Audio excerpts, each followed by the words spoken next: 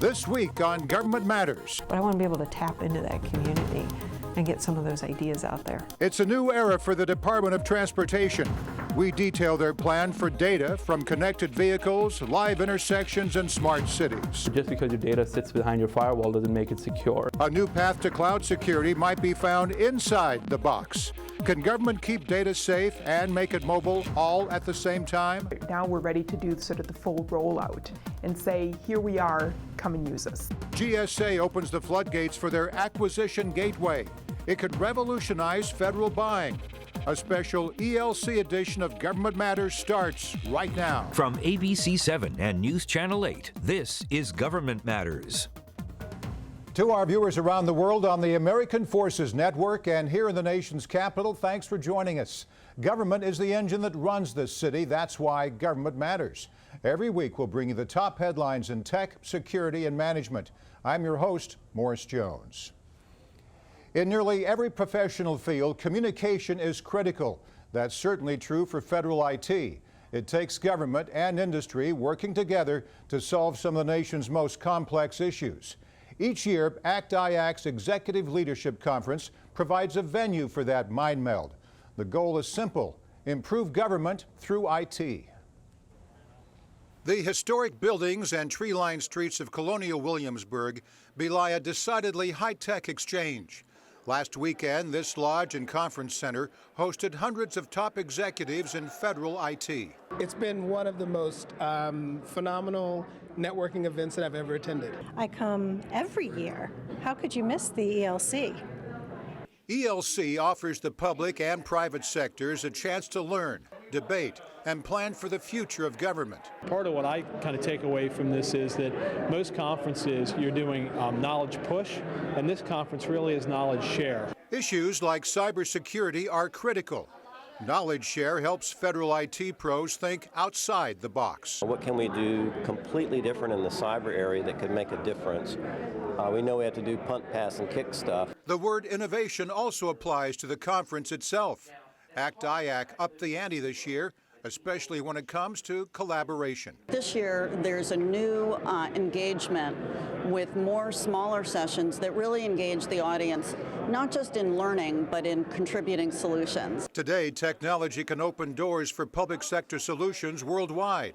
It's a phenomenon FCC Chief Information Officer David Bray calls going exponential. And it really is we the people. By we the people, I mean it's thinking first and foremost about public, because we are all members of the public. The public supplies terabytes worth of data each month to the Department of Transportation. The agency wants to harness it and turn that data into action. Chief Technology Officer Maria Roat says it could improve safety for decades to come. She sat down with our Diane Cho at ELC 2015. And we're doing a lot of work in the data space across the department, multimodal.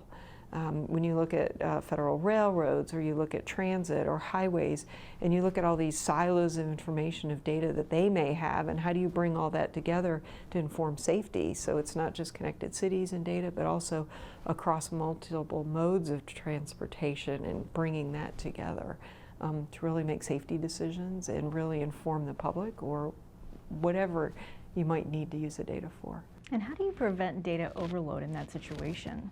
I have no idea. I think some of it comes down to the consumer. How much do you really need? How much do you want as a consumer of that data? Can you filter out what you don't need? You know, if I'm giving up my location information, well, what do I need out of that? And how do I filter that to get what I need as a consumer?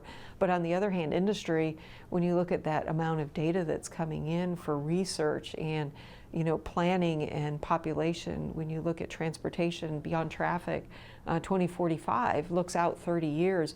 And how do you take the information of today to help inform planning that's looking out over the next 30 plus years, and what the country is going to look like, and where the population centers are going to be, and how you plan for first mile, last mile, and bring all that together. So data is a huge piece of that, and you overlay data in transportation, demographics, and all the rest of that, and how population centers are growing. It's a lot to pull in. Of course, the private sector is a big part of the equation here. What kind of data do you get from them? What's missing? And are there any pilot projects in the works now? So I'll talk about one pilot project, one we're working on for a national address database, where the cities are actually the authoritative source for addresses, cities and towns, because they build houses, right? Houses are being built and they assign the street and the numbers, and an address is an X, Y, and a Z coordinate. So you have an address that's not just a house or a business. It could be a mile marker on the C&O Canal, for instance, here. It could be a lake, a geospatial coordinate for a lake. That could be an address. And the authoritative source of those addresses is coming out of the towns, the tribal areas, the cities. And, you know, the Census Bureau has address information because of census, and the post office has address information. And, you know, you have Google and you have others that all have this address information, but where's the authoritative source? So one of the projects that we're working on is, and this is really for emergency response, when somebody calls 911, so that the operator knows that Lake Smith is where the emergency responders need to report to, because that's where the caller's coming from. But when you take the authoritative source of that, it's not, you know, the Census Bureau or the post office or FedEx or UPS or whoever that might be. It's coming out of those cities. So we've got a pilot going on that's taking the information where there's 2 states where the information's coming from the cities, rolling up to the county, and then rolling up to the state level. And that's not happening across the country. Probably roughly half the states aren't doing that, but we're working with 2 states that are doing that to say, what can we do and how do we make that an authoritative source for emergency responders, because transportation is responsible for 911. So that when you, if you're in an accident and you're in a lake and you go, I'm in Lake Smith, the emergency responder will go, oh, that's not 123 Elm Street. That's here's the geocoordinate, and I can feed that to emergency responders so they know where to go. So that's one of the projects that we're working on, and really taking that data and pulling that together and making it available. Last year, Congress passed 2 of the most comprehensive IT bills in decades. How have FITARA and Data Act impacted the work that you do? I think around both of those, across the department, where a lot of the information that we get from the states and other areas, you know, some of it tended to be silos, and we're working a project now where we can pull a lot of that together, where understanding how data moves across the department, how the modes of transportation internally within the department, how we share information across one mode to the other. I can't say we're doing it well today. We are moving the data, but understanding how that's moving, and then how do we bubble that up into some kind of a dashboard that informs decision makers and the rule makers on what we do. And FITARA has played a piece in that, because it's giving us broader visibility into the systems that are pulling in that data from the state. So think about that ecosystem or system of systems, and the information coming in from states and other areas and research data, and how do you start pulling that together. So we've got some initiatives that we're testing on that, but that FITARA piece is giving us more visibility and more insight into how we're using that data across the department today, and then what's in the realm of possible. And it's the same thing with the Data Act. All right, Maria, we appreciate your time, and thank you for joining us on Government Matters. All right, thank you. We'll turn from tech to security straight ahead on Government Matters. Cloud computing holds a lot of promise for government. It saves on paper, eliminates file size issues, and allows collaboration with the click of a mouse. But what about security? Box Managing Director Sonny Hashmi joins us next.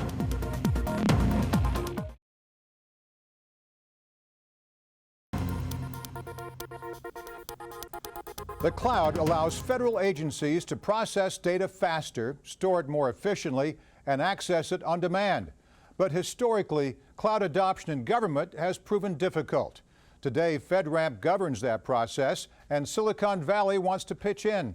Box Managing Director Sonny Hashmi talked security with Diane Cho at ELC 2015. Sonny, you joined Box back in April of this year, and your main goal has been to try to bring it to government. So how do you plan on doing that? Yeah, exactly. And I've been in government myself for over 10 years, and both at the federal level and state and local city level. And one of the things that I've always cared deeply about is bringing the world of modern technology and innovation and pairing it up with public sector outcomes. So one of the goals that I have at Box is to first educate and inform the government agencies on what modern technologies and innovation looks like, and some of the great work that Silicon Valley is doing, but also bring to Silicon Valley the understanding and the specific nature of what government does and the mission outcomes that are important to government. So I believe that by bridging those two worlds together, we can do a lot of interesting things. So that's going to be my core strategy at Box. Last month, you told John Gilroy at Federal News Radio that Box is being used by major Fortune 500 companies such as GE, Coca-Cola, and AstraZeneca. Obviously, that's a pretty distinguished list. So why isn't Box FedRAMP certified? That's a great question. We're actually proud to partner with the Department of Defense as our FedRAMP sponsor, and we're going through the process. We're very confident that our FedRAMP certification will be completed this year. One of the things that we decided to do was to work with the Department of Defense to actually go beyond what the regular FedRAMP moderate requirements are, and really make sure that our platform is certified at the highest level of DoD requirements. So that's taken a lot of work on our side, as well as a lot of thought and partnership with the DoD. So we're very excited that this is almost in the home stretch. But what's important to a lot of private sector companies is increasingly becoming focused on cybersecurity. In many industries, there hasn't been a good baseline for what that looks like for cloud providers, and FedRAMP is quickly becoming that standard. So while we have been very actively working with Fortune 500 companies and many government agencies, we have over 450 government agencies that use Box today. We're very excited that in the next couple of quarters, we should be not only a FedRAMP certified, but also DoD SRG Level 4 certified. The DOJ contract was obviously a big win for you guys. You manage their cloud-based document storage and collaboration. So tell us more about that. Sure, absolutely. So document collaboration is a very simplistic term, but the way we look at the world is that the world where all processes, all business processes, all interactions with your customers, your stakeholders, your citizens are becoming digitally enabled. That content plays a central role in that relationship. So if you think of a hospital that has to collaborate with or work with its patients or its doctors or its network of researchers, a lot of the work that they do is around things like X-rays and MRI images. All of that is very advanced content. In the case of government, a lot of the work that government does with citizens is to enable their business process through whether it's permitting applications at the city and local level, or in the federal government level, whether it's the work that the USDA Forest Service does, or the DoD does, or the Department of Justice does. It requires a lot of people to work on sensitive material in real time. And at Box, we've created a platform that allows people to do that in a secure way. So we feel that this digital migration of taking our business processes, taking how we work across boundaries between agencies and making them digital is going to continue to accelerate. And we want to be the center of making that digital transformation happen. Some security experts have criticized that contract. As you know, they argue that storing encryption keys in the cloud represents a security risk. So does it? I don't think so. I think increasingly you will see the model where encrypted data sitting in the cloud with keys managed by and owned by the customer is going to be the right model long term.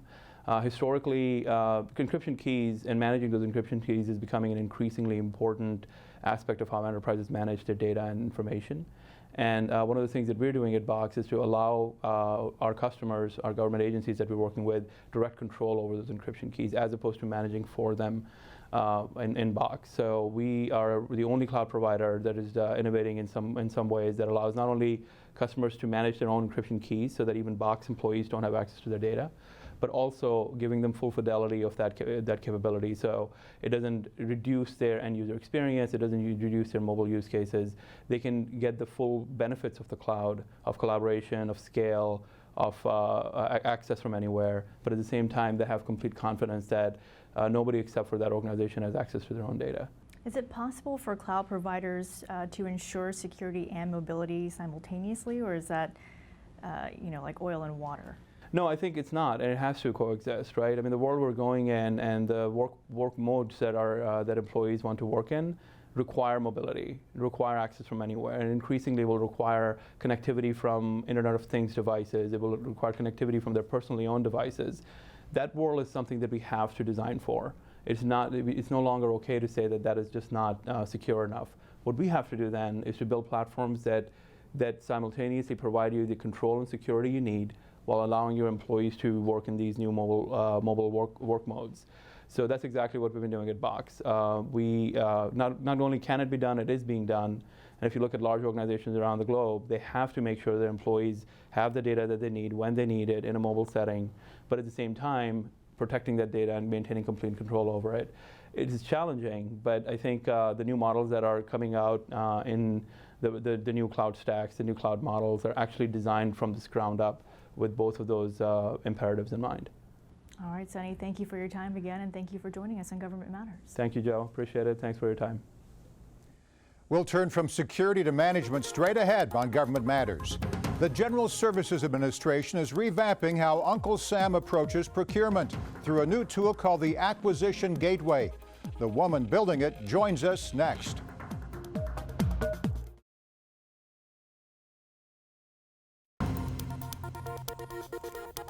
In 2003, Laura Stanton received her master's degree in public policy from Georgetown. She joined GSA right out of the gate. Today, Stanton leads the agency's effort to create an acquisition gateway, hallways of product information that will make federal spending more effective and more efficient. She sat down with Diane Cho at ELC 2015. You launched the Acquisition Gateway earlier this year. It's a concept based in e-commerce, so explain how that works. So when we started talking to our customers about what they wanted to see in improvements in e-commerce, what they began telling us is that it wasn't so much the transaction that was the problem, the buying of the item. It was really that they didn't know where to go to find it, that there wasn't anywhere in the government that really consolidated all of the acquisition information into one place, so that if they wanted to buy IT, what were the IT contracts available to them? What were the best practices? How did they understand the terms and conditions that they wanted to put in the contract in order to get the best deal for the government? So that was what spawned the idea of the Acquisition Gateway. And we began looking at how do we consolidate the government's acquisition information into a single portal, so that as someone who needs to buy something, either from the program or from a contracting officer standpoint, that they can go to one place and see all the options available to them and receive unbiased advice about how to do it. And how's it been working so far? It's been great. So we launched last October of 2014, with 3 category hallways: IT hardware, IT software, and administrative services. And over the last year, we built out 17 category hallways that contain information on how to buy professional services, how to buy travel, how to access charge card services. Not everything the government buys, but many of the things the government buys. Some might characterize the Acquisition Gateway rollout as being very deliberate. You started slow, and now things seem to be ramping up. So what's new and what's on the horizon? So it was very deliberate. That we wanted to make sure that the people who came to the Acquisition Gateway were the ones who were willing to explore with us, to play with it, and that they had a high tolerance for watching it grow.